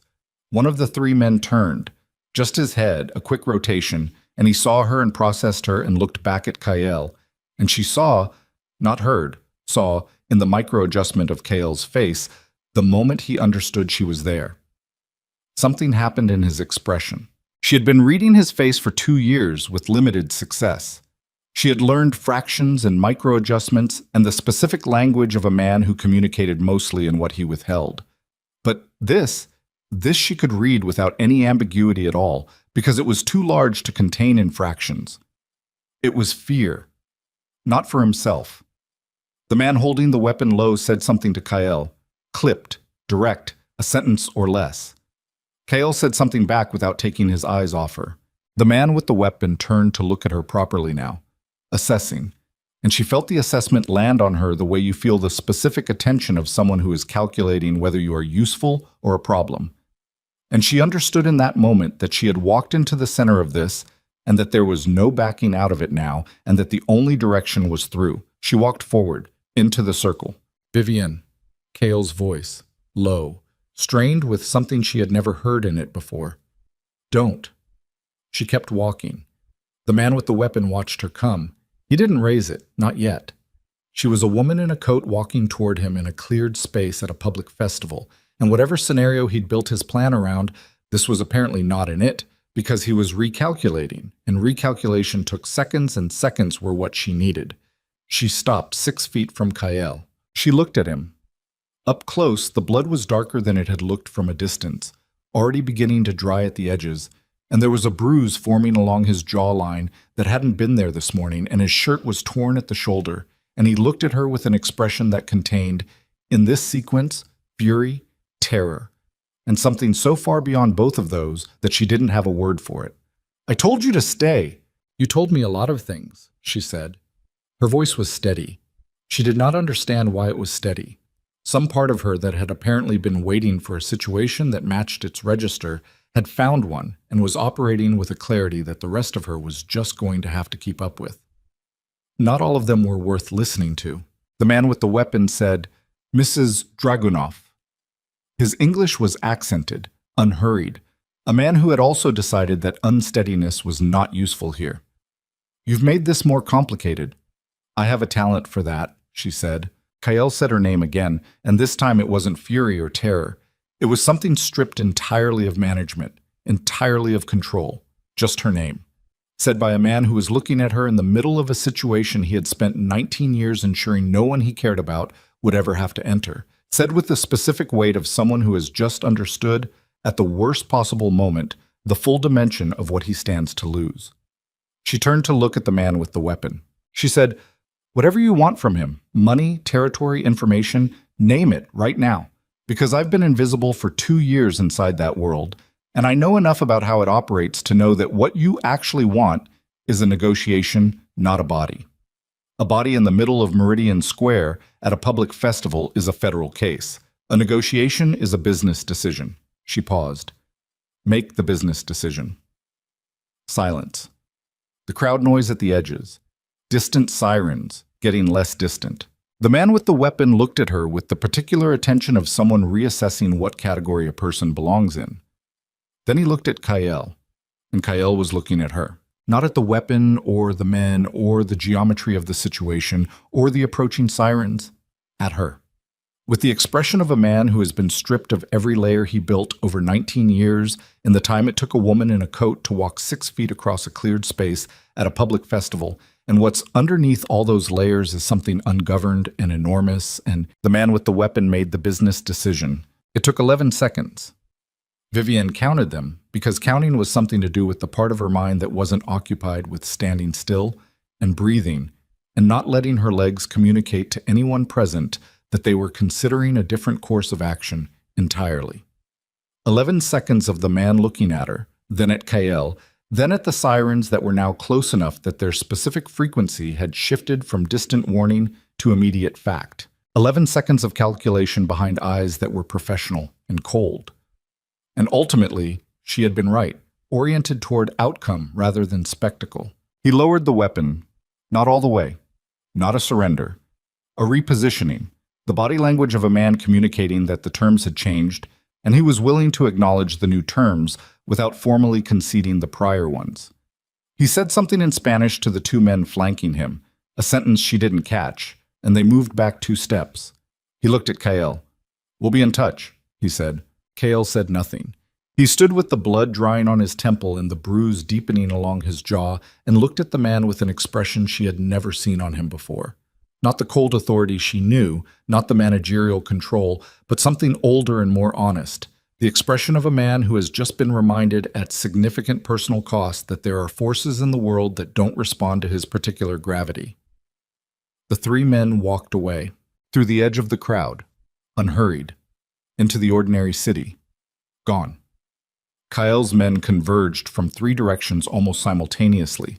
Reyes among them, breathing hard, the suit jacket gone somewhere between the financial district and here, and Kyle held up a single hand without looking at any of them, and they stopped. Just stopped.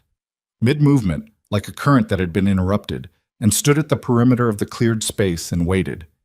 He turned to Vivian. She looked at him. He was a mess. The blood had tracked down to his jaw on the left side, mixing with the bruise there into something that was going to look considerably worse tomorrow. His shirt was torn at the shoulder. She could see the beginning of another bruise beneath it, something that had made contact with impact. He was breathing carefully, the way people breathe when breathing requires management, when something in the chest or ribs is unhappy about the full expansion required for normal breath. She said, "You're hurt." He said, "I'm standing." "That's not the same thing." "It's enough for right now." She looked at him. He looked at her. Around them, the crowd noise was returning. The ordinary murmur of people filtering back into a space that had been cleared and was now clearing again in the other direction. The event resuming its interrupted momentum with the resilience that crowds have, that cities have, the reflexive insistence on normalcy. His men were still waiting. He still hadn't looked at them. He said, in a voice that was low and stripped of everything except the bare content of the words, "You walked in." "Yes." "I told you. I know what you told me." "You could have—" He stopped. Something in his jaw worked. The bruise and the stopping together produced a brief expression of pain that he controlled almost instantly, but almost wasn't quite.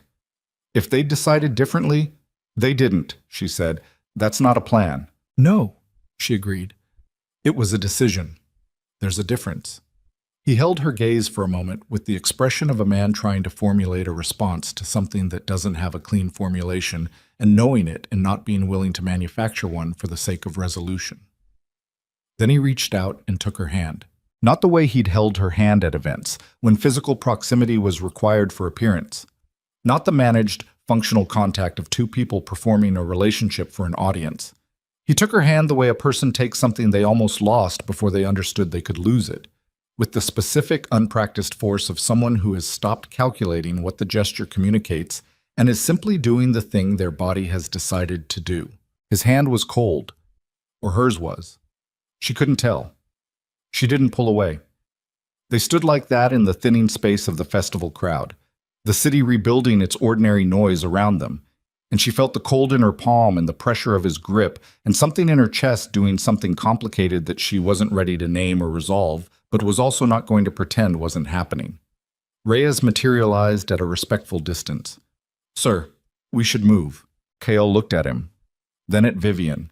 A question in it that he didn't put into words, and she appreciated the fact that he didn't put it into words because words would have required an answer, and she didn't have a complete one yet. She said, "Hospital first." He said, "It's not hospital first," she said again, the same tone she'd used about the ring, the same tone that communicated that this particular point was not open for the kind of management he applied to everything else.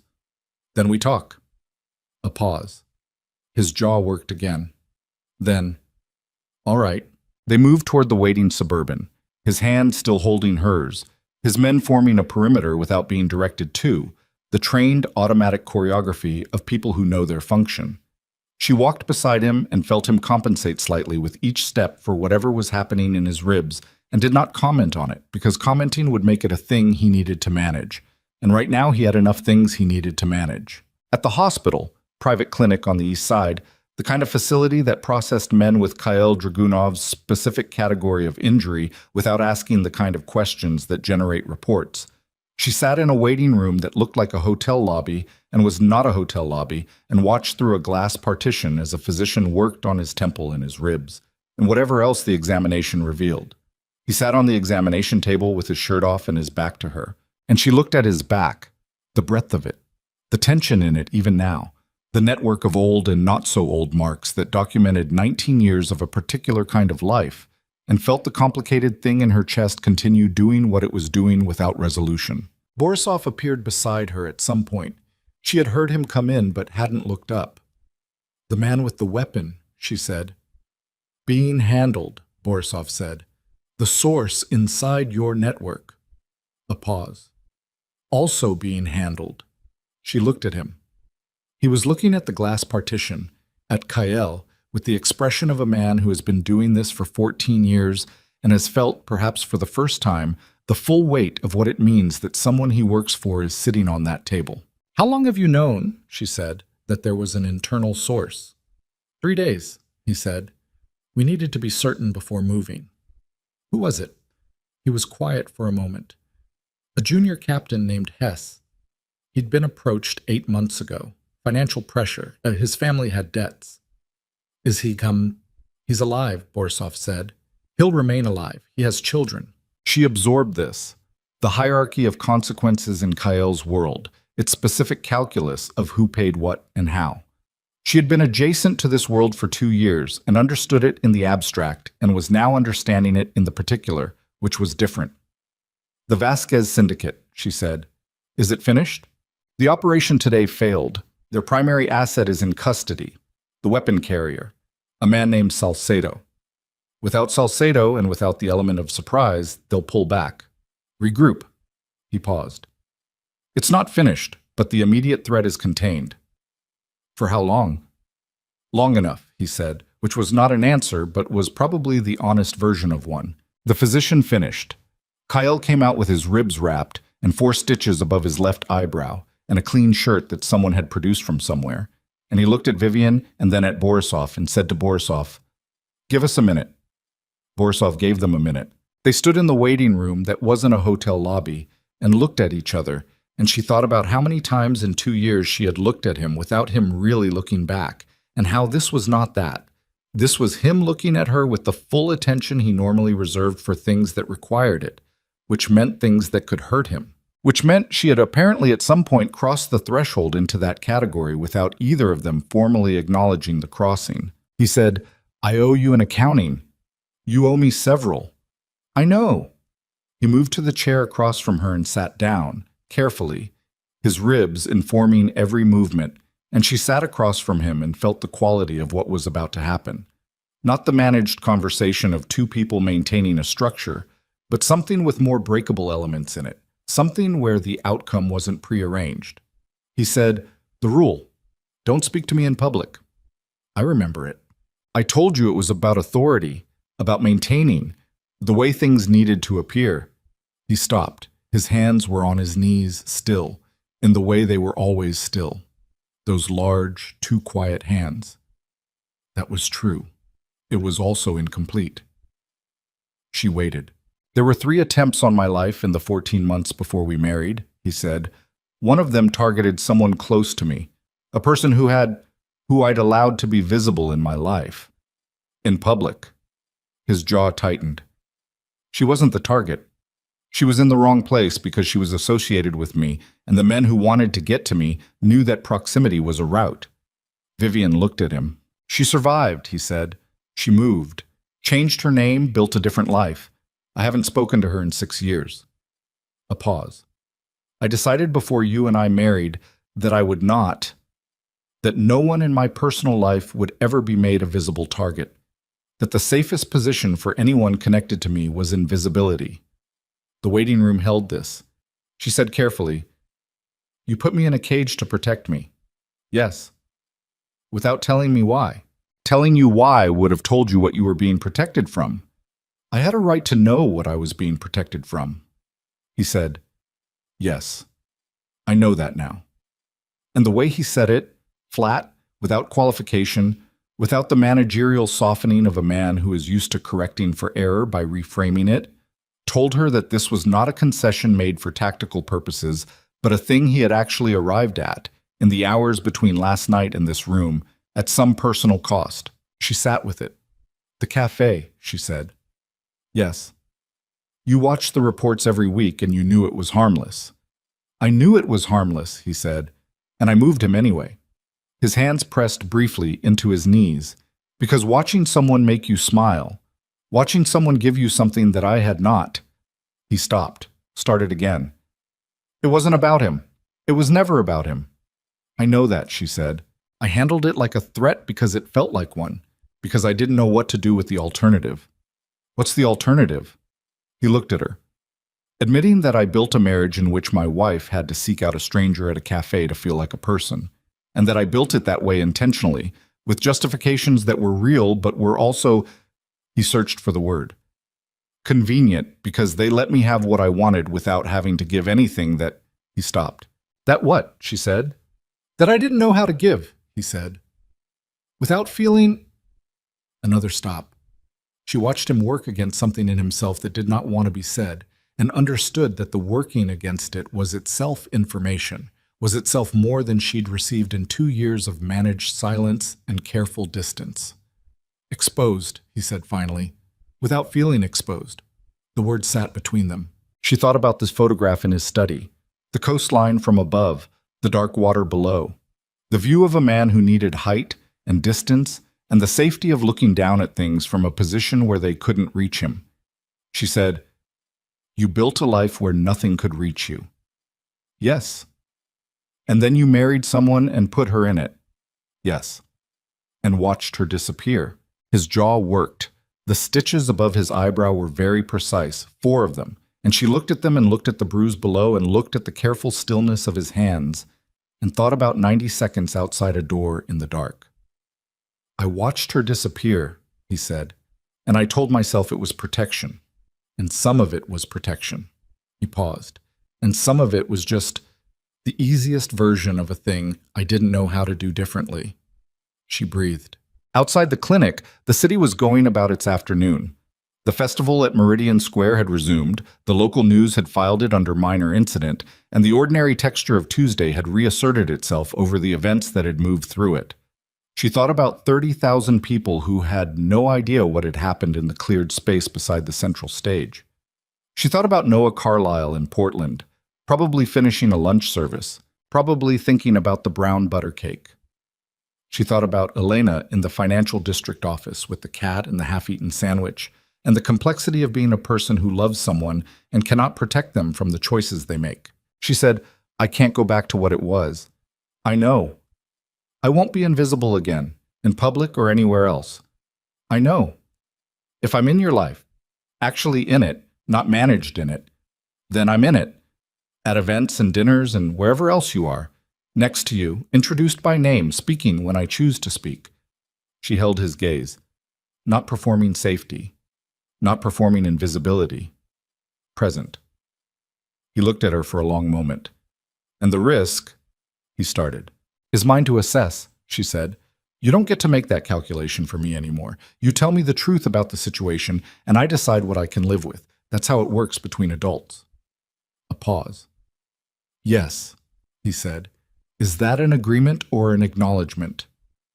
Both, he said. It's both. She looked at him for a while. The stitches and the bruise and the wrapped ribs and the large, still hands. The man who had built a world around himself that nothing could penetrate and had ended up in a clinic waiting room trying to explain himself to the woman he'd been protecting so comprehensively she'd nearly ceased to exist. She said, "You need to call Noah Carlyle." He blinked. "What?" "Portland. The culinary program you funded." She kept her voice level. "You call him, not Borisov. You. And you tell him directly that you were wrong and that the position is genuine and not conditional on anything except his own choices. And if he wants to come back to this city, you clear his way, completely." Kael held her gaze. "All right," he said. "Today," she said. "Today," he agreed. She stood up. He stood up too, more slowly, his ribs insisting on their pace, and she watched him find his footing and straighten and become again, not the full version of what he usually was, not the thing that filled every room with its own gravity, but something more compressed and more honest. A man at the end of a day that had cost him something real. She crossed the distance between the chairs. She put her hand against the uninjured side of his jaw. Not gentle exactly, not the practiced tenderness of a performance, but real contact. The contact of a person who is choosing to touch another person with full knowledge of who that person is, and felt him go absolutely still beneath her palm, the specific stillness of someone who has not been touched like this in a very long time and does not know yet how to receive it without bracing. She left her hand there until the bracing eased. It took a moment. She said, "We start over, not from the rules, from the beginning." He said, "From the beginning." She took her hand back. She went and got Borisov. In the weeks that followed, things changed with the specific, uneven quality of real change. Not cleanly, not on a schedule, but in the friction-filled way of two people trying to rebuild something that had been built wrong the first time, and discovering that right takes longer and hurts differently than wrong did. He called Noah Carlyle that evening in the car while she sat beside him and listened to one side of the conversation. She heard him say, "I was wrong." She heard him say, "The position is real and it's yours without conditions." She heard a pause in which Noah was presumably saying something, and then she heard Kael say, "You have nothing to apologize for," and the particular flatness of the sentence told her he meant it, that this was not managed communication, but the actual content of what he thought. He hung up and sat with the phone in his hands for a moment. She said, "How was that?" He said, "Harder than I expected." She said, "Good. It should be." He looked at her. Something in the corner of his mouth shifted. Not quite a smile, not yet, but the anterior to a smile, the acknowledgement that one was possible. He canceled 3 meetings in the following 2 weeks for reasons his staff found inadequately explained. He appeared at the breakfast table on mornings when she was there. He asked her about the herb garden, directly, using actual words, sitting across from her at the kitchen counter with his coffee, and listened to the answer with the full, specific attention he usually reserved for information about business. He came home for dinner twice in a row without announcement, and both times sat at the same end of the table she was at, which was a small geography and also not small at all. He made mistakes. She made mistakes too, because she was out of practice at the kind of trust that required regular exercise to stay functional, and sometimes she caught herself pulling back from things that were safe to move toward.